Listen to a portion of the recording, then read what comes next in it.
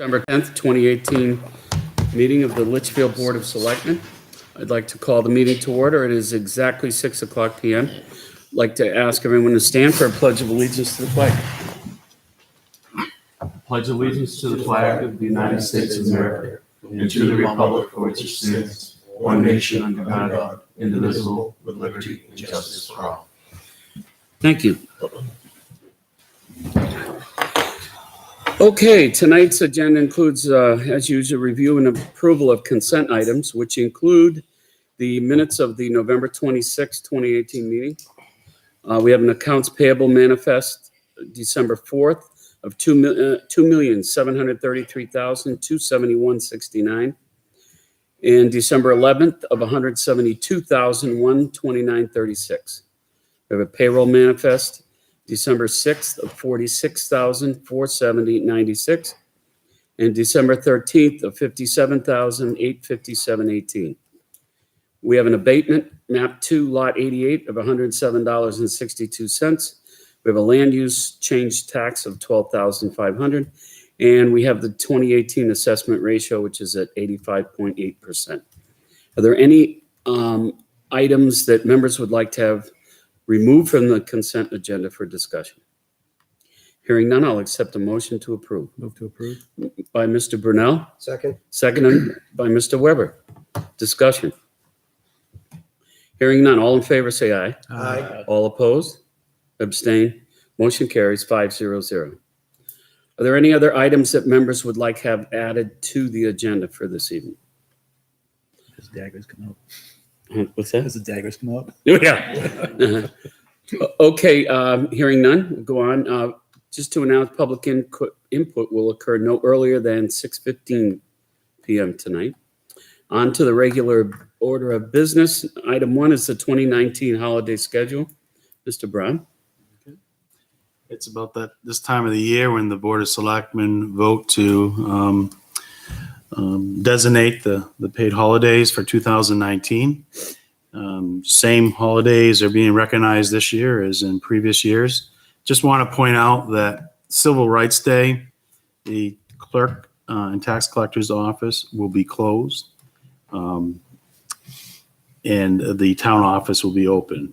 But the state is closed on Civil Rights Day, so the town clerk cannot process any motor vehicle applications. So they take earn time for that day. On Columbus Day,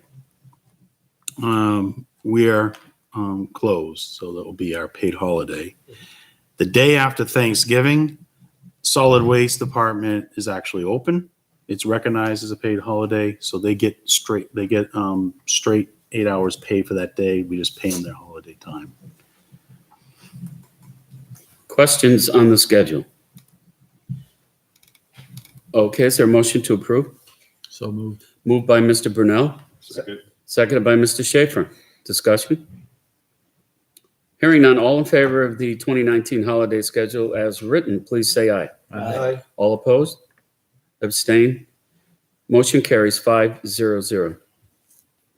Item 2, acceptance fire station office furniture, estimated about $9,500. Mr. Brown? All right. Very pleased to report that Chief Freitzel has informed me that the town of Barnstead, through their police department, has in their possession over about $9,500 worth of used office furniture that they were able to receive for their police station building project. This is furniture that they're now not going to be able to use, and we have gone up there, inspected the furniture. It's in great condition. We'll be going up, collecting it, and renting a storage container to keep it in down here until we're able to move into the building. So again,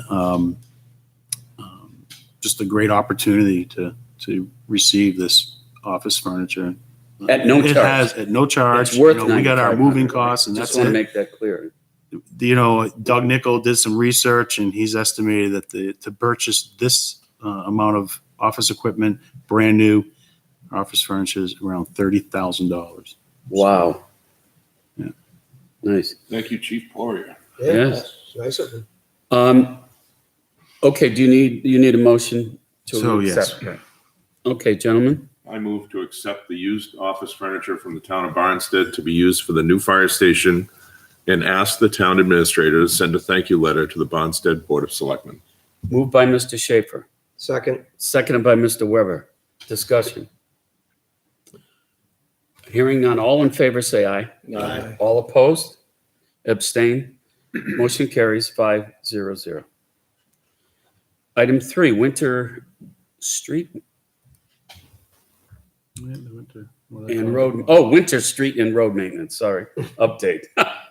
Wow. I said, I know we have a winter circle, but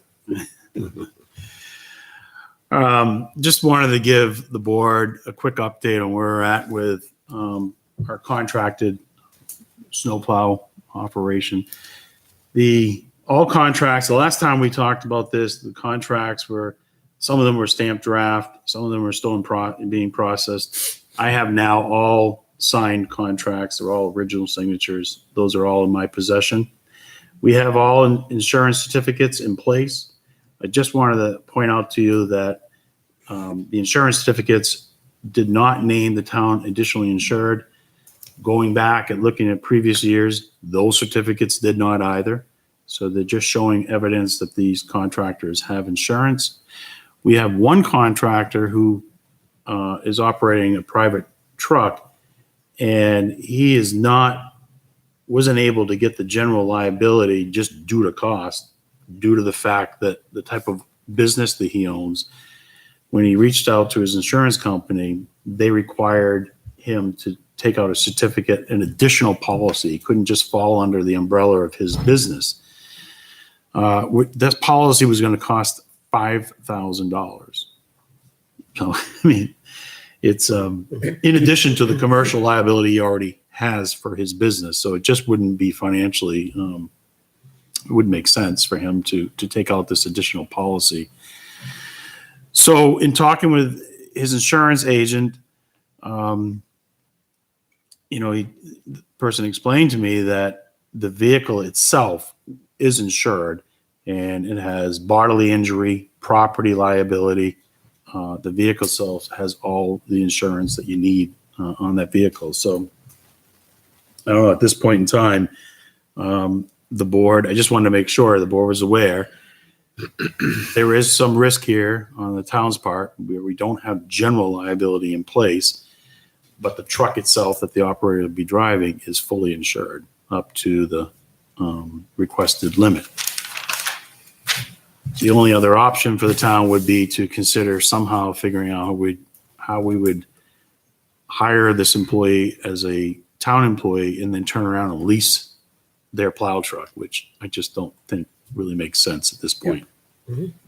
So it's not, I'm just in that situation where I don't have a lot of, there's times, we're up against the snow season and this is what we've got. All the town trucks have been repaired. They're parked at the highway garage. They're ready for the next storm. The highway department, due to the nice break in the weather, was able to get out and repair mailboxes. They were able to repair a lot of the damaged properties, a lot of the lawns. Some things will have to be done in the spring, but whatever they could do this year, they did last week, and they're still doing it this week. So we advertised in the Hudson Litchfield News, the Nashua Telegraph, the Union Leader, and apparently from what I know right now, we only received one person that contacted the road agent. I don't know what the status is of that person at this time. It's a tough time of the year to be advertising for contracted snow drivers. And again, I wanted to mention to the board that I have talked to our insurance company, and they had suggested that we really should take a look in the future at changing the way we contract snow removal. When we have individuals that are operating our trucks, we should really seriously consider just hiring them on as town employees, so they're fully insured underneath our policy. When we're hiring a contractor and their equipment, the one thing they were very concerned about was that we had this past practice of fitting up private contractors' trucks with our plow equipment and our sand salters. And they actually advised that we should probably try to get away from that process. And the reason being, you want this private contractor to look and feel as much as a private contractor as possible. You don't want to have any ownership of town involved. An example was given to me that if there was some type of an incident, accident, damage to property or damage to the contractor's truck, you could get into a finger pointing little contest because someone could say, well, it was our plow equipment that caused the accident or vice versa. And so I think next year, after this winter season, is something we have to have a good discussion about how we pursue these contracts. Would that also include the Sanders though, or we would keep on owning the Sanders? Because it wouldn't make sense. So it was their recommendation. It's not we're doing anything wrong, but they're out trying to really protect the town's, liability. And any time that we have equipment on a private vehicle, now when there is some type of an incident, there is more than just one party involved in their opinion. Yeah. The town's equipment somehow could be dragged into litigation. Well, I always felt like we would be part of the litigation anyway. They're working on behalf of the town, whether it's their truck or not. Yeah, I mean, it's, if, like they said, if you had a true contract, 100% contractor, we're named additionally insured. Even with that scenario, the insurance company said that we have some risk because we don't know the exact specific language of the policy. We have a piece of paper saying we're additionally insured, but that's only subject to the terms and conditions of their policy, which could be, 5 inches thick. Do you have any kind of thought as what the impact of the budget would be to do this? So, because you're talking about a significant increase in contractor cost. We have contractors who don't own the equipment. So what do, right? You go off and find vendors who are going to be fully equipped. They're going to may have a different rate potentially. So do we know what that impact would be come next season? Any I don't, but I think you're going to find that it's harder and harder to find independent contractors to do town roads. And there's plenty of independent contractors out there that are doing shopping plazas and private 55 and over communities, school parking lots. Town road maintenance is something that, we've been very fortunate in this town. We've had a good solid crew of individuals that were committed in helping out the town. But now we're seeing that we probably want to move more towards having our own equipment maintained, ready to go, and we hire seasonal employees. That's a huge expense. Didn't the road agent at one point say that he'd prefer to have 1-ton trucks? Yeah, there's been discussion. So we can gravitate away from the wing plows and stuff. We have them on our own trucks, so we can use those to do all the shelving and stuff. Well, even the 1-tons have wing plows. No, you're thinking about the 10-wheeler does. No. 1 tons now. No. I understand 1 ton. I know you're talking about with the dump body. You're talking about that Right. stuff. Yeah. The 6-wheeler has a There wing is a on it? setup. I've not seen it, but I've I've seen learned it, that yeah. the 1 ton's a 550, 4 to 550. It's a smaller wing It's a plow. small wing plow. But I mean, do we have to have that? Number one, number two, we had just gone through this discussion thinking that we might want to move towards having smaller vehicles for the side streets anyway. So the big 6-wheelers that we have might be enough to do what we need them to do. And especially like a day or two after a storm, you're not going to send all the trucks out again. You're just going to send a couple out to do all the pushbacks and the wing and the shelving and stuff. So that's still, that's a lot of trucks sitting around doing nothing all year round except for winter. Oh, I know. And that again, I talk about That's that's the a huge problem. cost. And to me, we probably should do it as a lease program because then we can recycle them through because they're gonna rot Okay. in the time. Yeah. And we don't have facilities to store them outside away from the weather. That's another factor, right? Do we get them to put it out of the weather so they can be put up on blocks and tires? Whoever knows, right? But And I that's a significant change in the program, and the program we have has been in place as long as I've been in town, and it's always worked. I'm surprised. Every time we involve the insurance companies or lawyers, they tell us we're doing something wrong. We've done it that way for years. And the other thing to look at too is if you're going to reach out to and get yourself some committed contractors, is to offer them a multi-year contract. So Sure. it's not just this winter season. Something that's committed both sides saying, we want you to invest money in a truck, buy the insurance policy. In return, we're committed to using your services for the next 3 years. That might help leverage some private. We're not alone. You come off the exit ramp We're and not. hooks it, and there's a big sign, plow drivers needed for the state. Oh, they're everywhere. So everybody they're, needs Because everyone's working. wow. So, okay, so, It was, well, thank you So for the update. with all that being said, we are still down 2 drivers. Yeah. Compared to last year. And it's my understanding we are still down 2 drivers.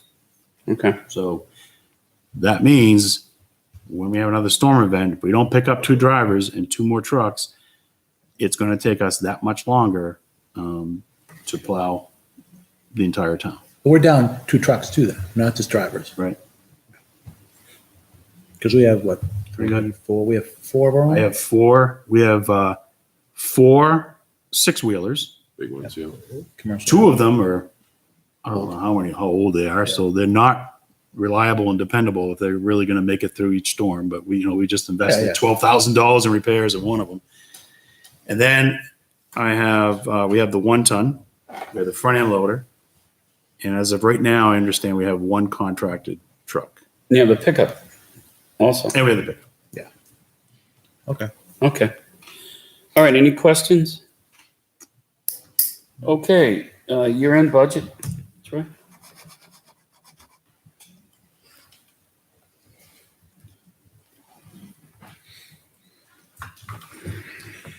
All right, so This is we still I preliminary, I guess. just started. Yeah, this is preliminary, but we're getting down to we only have about 4 weeks left of the fiscal year. Things are looking great, even though we've had some issues with in the highway department with some vehicle equipment repairs. One of the things I was a little unsure what was going to be happening with in the highway department was some of the paving costs. But we received a phone call today from Continental Paving and the commitment that we had made to do the grind or the mill and fill for some sections of Page Road. That work is actually going to start tomorrow or sometime this week, and they're going to get that done. Continental's not concerned about the weather. If you saw Continental I'm assuming it was Continental, no one informed us, that Continental did the north end of Albuquerque, some sections where I Right, think their that was trucks- Continental, he told I me. think he that's was where gonna their do it. trucks are, because of the heavy use. Mhm. They did that as a, Without telling us?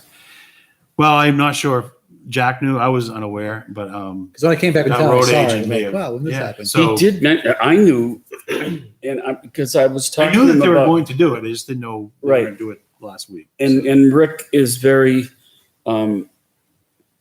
he's very sensitive about that. He knows his trucks travel that Yeah. route, and he wants to make sure that, Yeah, if they cause it, he wants to repair. I wasn't asking for, I mean, he knows that this, and I know he takes care of the road because he's driving over and he understands that. I just didn't know if we were aware that he was going to do it that day and we had, Yeah. that kind of thing. That's all. I think he's doing it when he can. I'm sure. Phil, You that's why he's sneaking Page Road in. So overall, right now, this leads into our encumbrance discussion.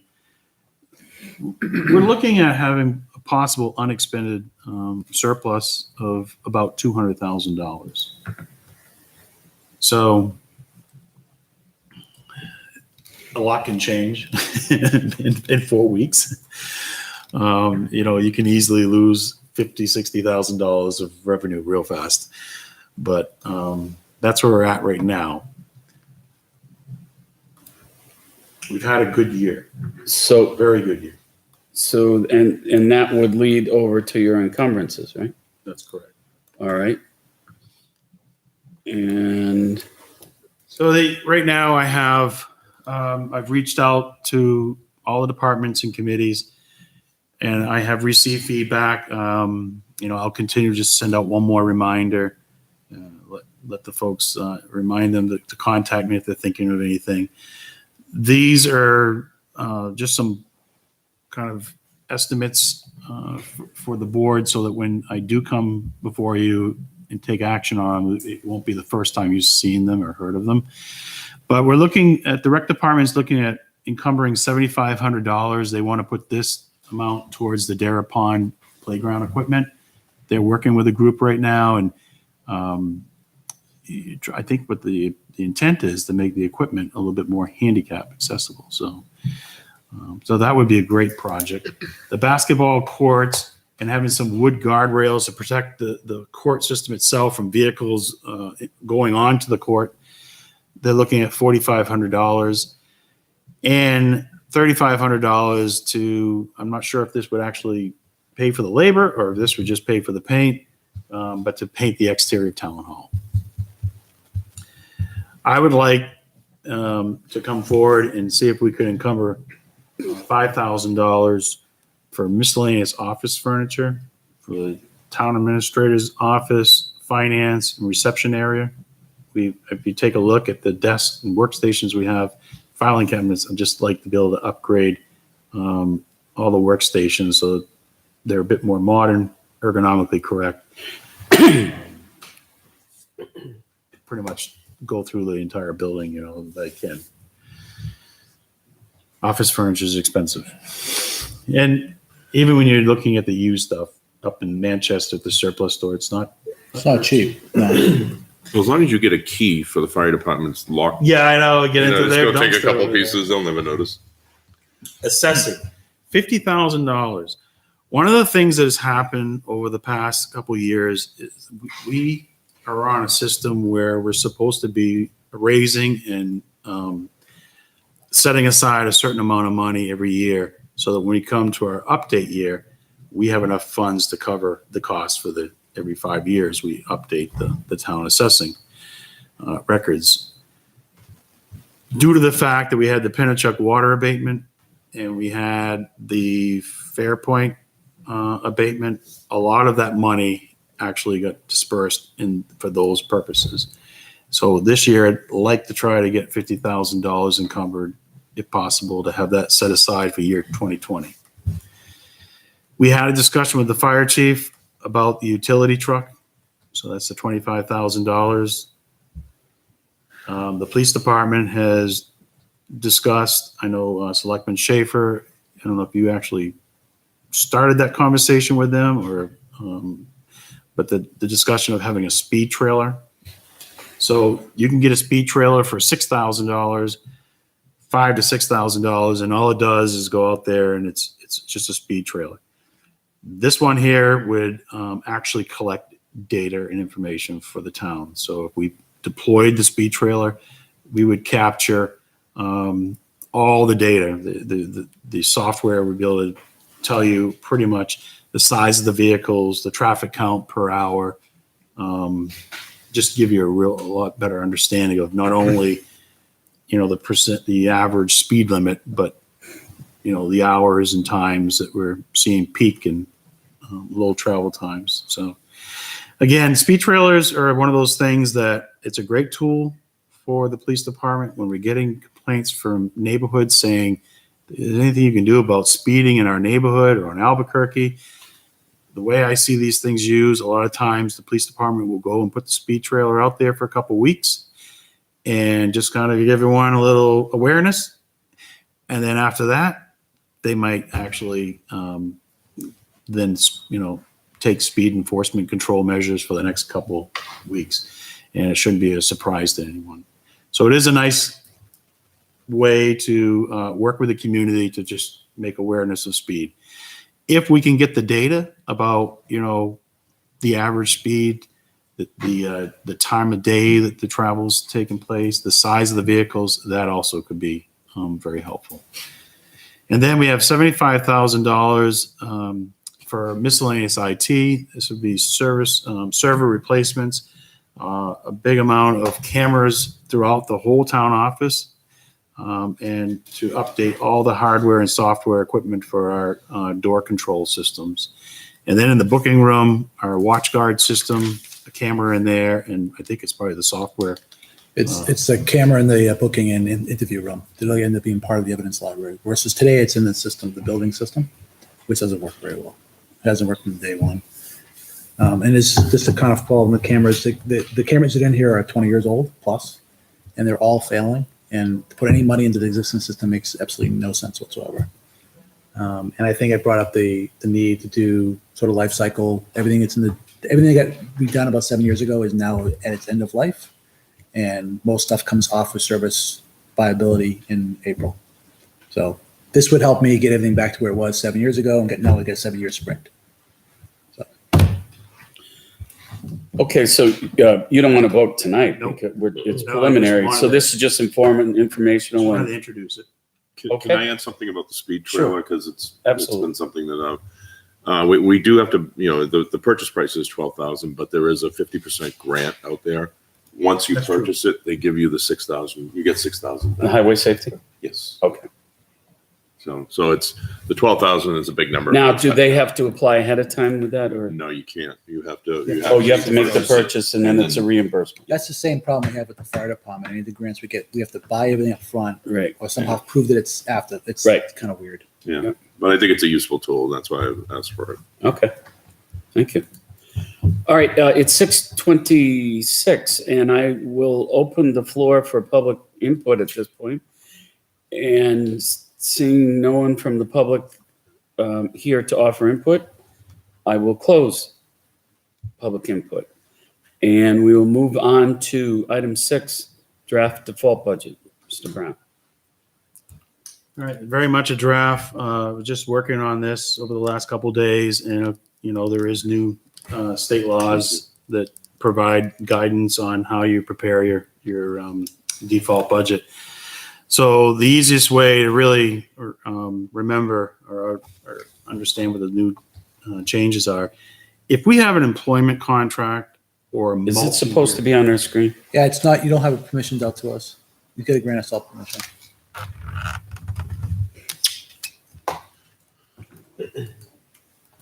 Yeah, nobody's got it.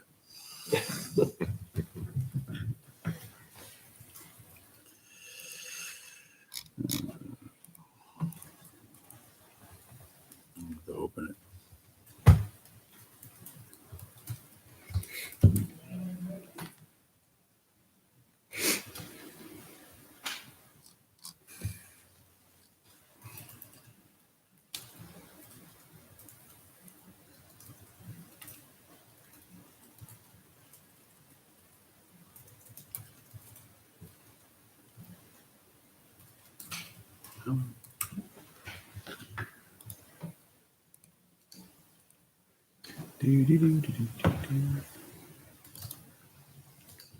Oh, All right. there it is.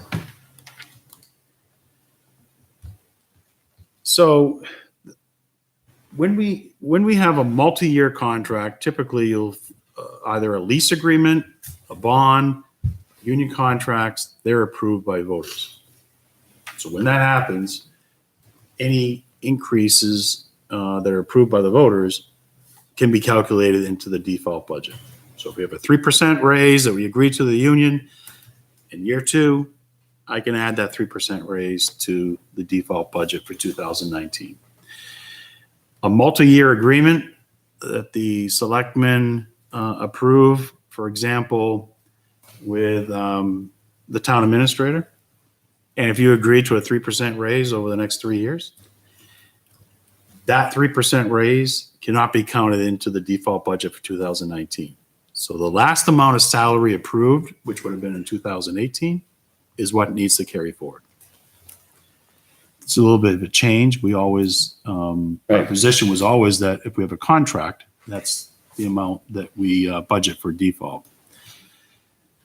So it gets a little tricky. It's a little bit easier with the employment agreements, but someone like Dave Mellon, who's running the solid waste department, and we have a contract with Waste Management for the hauling and tipping fees.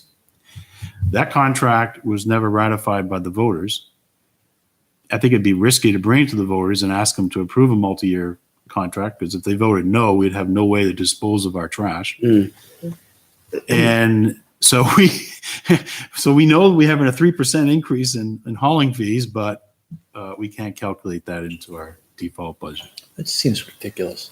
That's the recent Yeah, I change. remember reading it. It just Yeah. seems like it's strange because if the contract signed and I think the rule, well, thought the way we did it in the past was it was signed, it was in the operating budget, it ran, but now that it's a 3-year contract, that would include the increases in the fall and the fall. And to your point, I mean, we could bring every contract to the voters, but they also put us into this role to do those type of things, right? Right. So it's So like kinda- our software contracts, like we are a tax collector Yeah. and finance, they have their annual increase. Yep. I have to use last year's number because that's what the voters approved in the line item. almost makes us want to put back the contingency number back into the budget. Because that's when we were able to do it, we always had that contingency. Did you used to have that in there? We had a huge we had contingency number and we took it out over the years and got It rid of it. started at 30,000. Yeah. When I was on the budget committee, we had 30,000 a year, and it gradually, at some point, it went to 60, and Then it went to zero. then it went to 0. And And that's because we've been able to, save money here and there, obviously, but we had a real good insight. We had long views on our contracts. We knew what the costs were. We were always upfront about the cost of the contracts. When we talk about the waste, right, we've talked about it here. People in our meetings should hear what we're saying. Right. And a 3% increase in waste removal is reasonable in the market. So what do you do? So the other area is a little tricky. This is the approach that I've taken. For our non-union employees, we have a line item, $15,000 that we have that's for all wages. Mhm. So the voters knew that $15,000 was in there. They approved it in 2018. So it's I dispersed that to, all the non-union employees. So those non-union employees that had the wage increase since 2018, I've carried forward that wage increase. makes sense. But the $15,000 I've left as zero because I've taken the 15 that was approved, given it to the employees.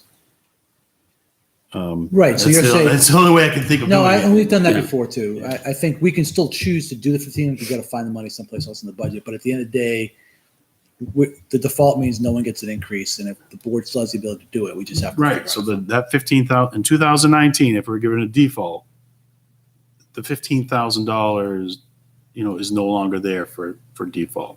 So like you said, you'd have to find the money somewhere else. so we need to approve this. No, No. I was looking, again, Okay. just to introduce it and, Okay. we're going to have to meet, I think, before the end of the year. So Okay. On to other business, administrator report, Mr. Brown.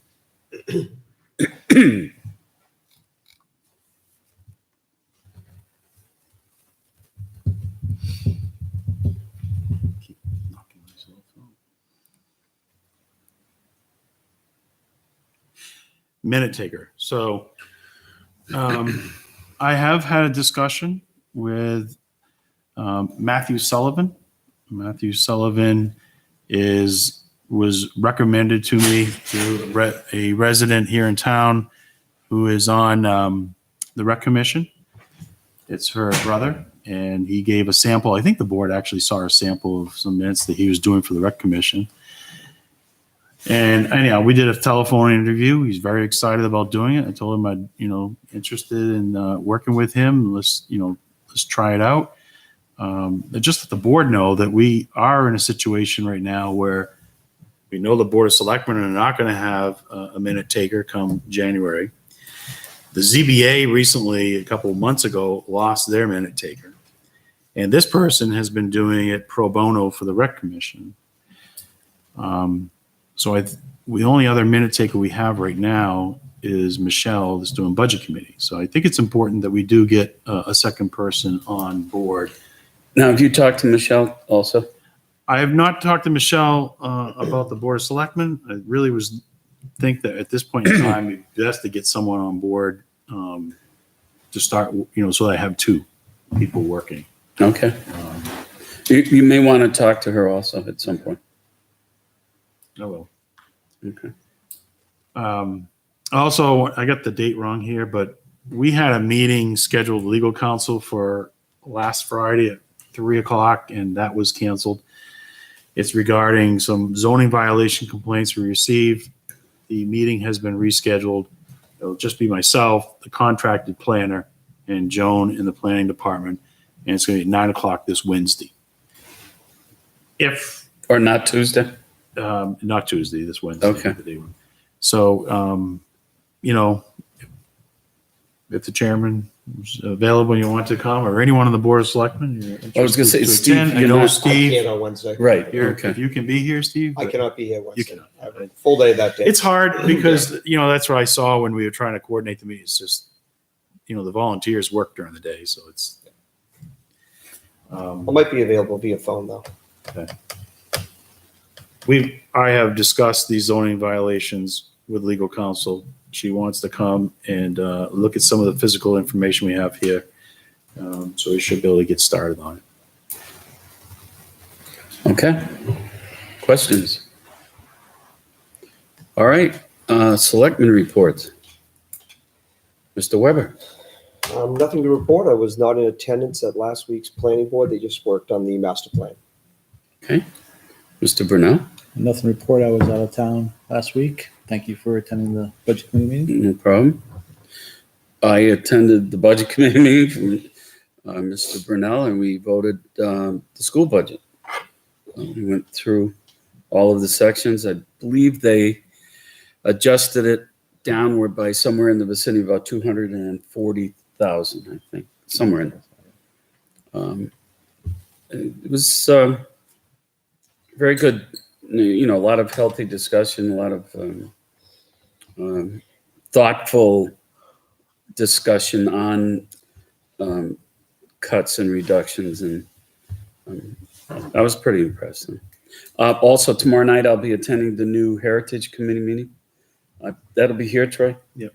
Okay. It'll it's- be in the, I call it the planning conference. Oh, okay. It'll be the first meeting, it'll be an organizational meeting. Cool. And that'll be tomorrow night. And that's it. Mr. Bork? I got nothing. Mr. Schaefer? Nothing with Rick. Okay. There were no other items removed from consent.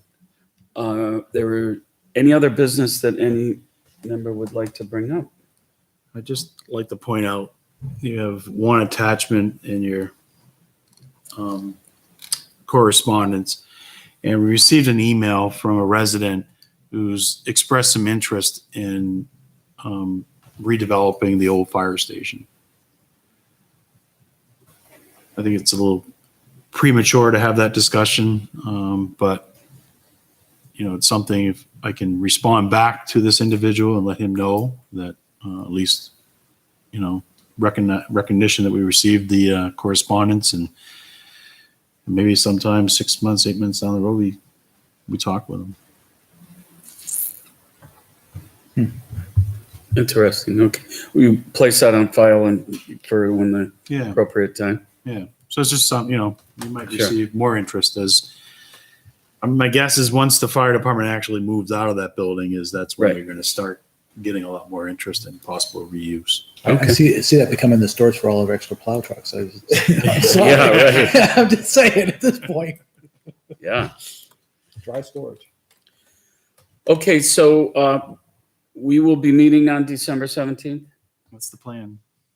Okay. All right, so that'll be our next meeting on the That'll be quick, I 17th. think. Okay, at this point, we will go into non-public session. And I'll ask for a motion to enter into that in three different areas. Under 91A:32B, hiring. 32A, dismissal, promotion, or compensation. And 32C, reputation.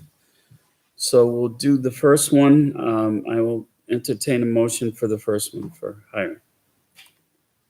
So moved. Moved by Mr. Brunel, Second. seconded by Mr. Schaefer. Roll call vote to go into non-public. Deb, you have that one? Three. Okay. Mr. Weber, Yes. Mr. Brunel. Yes. I vote yes. Mr. Bork Yes. and Mr. Schaefer. Yes. Okay. 5 votes affirmative. No votes negative. We're going to now enter into non-public session. We will only come out of non-public to adjourn. So I will like to thank everyone for tuning in, and we will see you on the 17th, which is next week.